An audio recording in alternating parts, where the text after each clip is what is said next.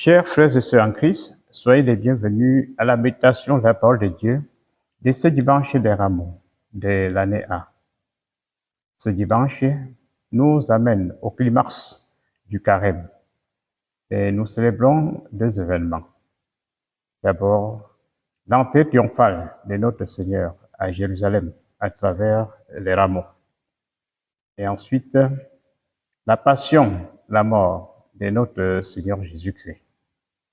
Alors, cette célébration nous introduit dans la semaine sainte où nous allons méditer tout au long de la dernière semaine de notre Seigneur Jésus à Jérusalem, qui va se terminer par l'institution de l'Eucharistie, sa mort et sa résurrection. À travers les lectures de ce dimanche, nous notons les paradoxes.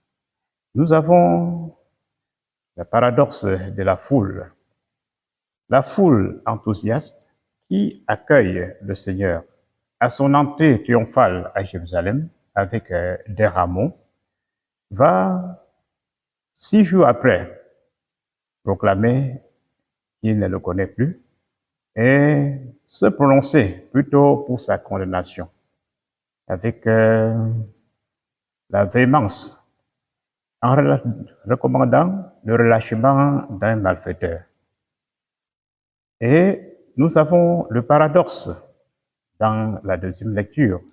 Le Christ lui-même, qui est Dieu, qui a toutes les prérogatives, a renoncé à tous ses avantages pour se faire traîner comme un agneau qu'on mène à l'abattoir. Et on va le tuer comme un vulgaire bandit. Lui qui passait son temps toujours à faire le bien. Saint Paul dira, nous professons un Messie crucifié, scandale pour les Juifs et folie pour les païens. Mais pour ceux qui l'acceptent, il est sagesse de Dieu. Et nous avons le paradoxe des apôtres, de Pierre. Pierre qui, pendant la scène, a juré qu'il pourra mourir avec lui, aller même en prison avec lui. Voilà que dans la cour du grand prêtre, il le renie par 3 fois. Et ses amis, ses compagnons, dès qu'on a mis la main sur le maître, ils ont aussi détalé. Ils ont pris la clé des champs, l'abandonnant, seul à lui, à son triste sort. Alors, si nous étions de la partie, où serons-nous? Parfois, nous ressemblons à cette foule. Nous chantons à tue-tête les louanges du Seigneur.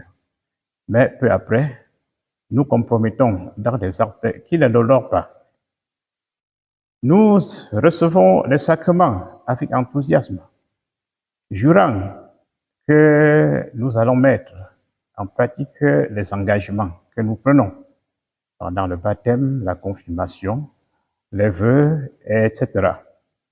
Mais après, nous nous comportons comme si nous ne connaissons même pas le Seigneur. Combien de chrétiens qui ont reçu le baptême sont encore fidèles à l'Église? Et combien de baptisés se moquent encore des chrétiens qui sont restés fidèles? Et pourquoi tout cela? Parce que des fois, nous avons la peur de la foule. Et aussi à cause des difficultés. Vous voyez, la peur de la foule. Nous voyons que certaines personnes qui ne restent pas fidèles, c'est parce qu'ils ne veulent pas aller à contre-courant.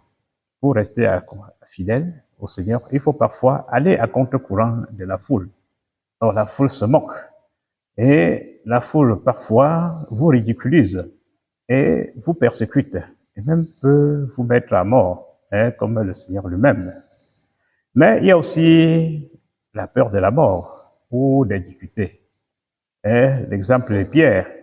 Alors, il a été un peu courageux, mais lorsque on a déclaré qu'il faisait partie de ce groupe, vu la violence qui s'est exercée sur le Seigneur, violence verbale, mais aussi violence physique, Alors, il a pensé que la même chose pouvait lui arriver et il s'est mis à le renier par 3 fois.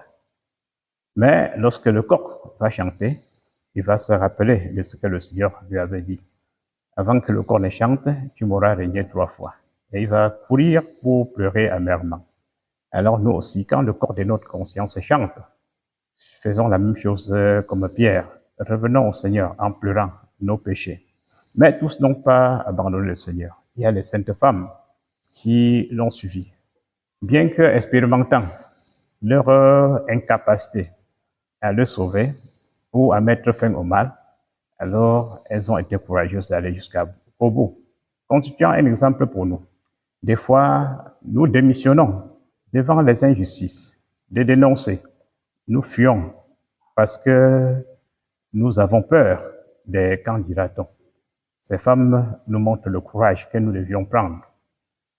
Alors prions que pendant cette célébration de la Passion du Seigneur, quand le coq de notre conscience a sonné, que nous pleurions comme Pierre de nos manquements et revenions au Seigneur en toute humilité. Il ressuscite avec nous à Pâques,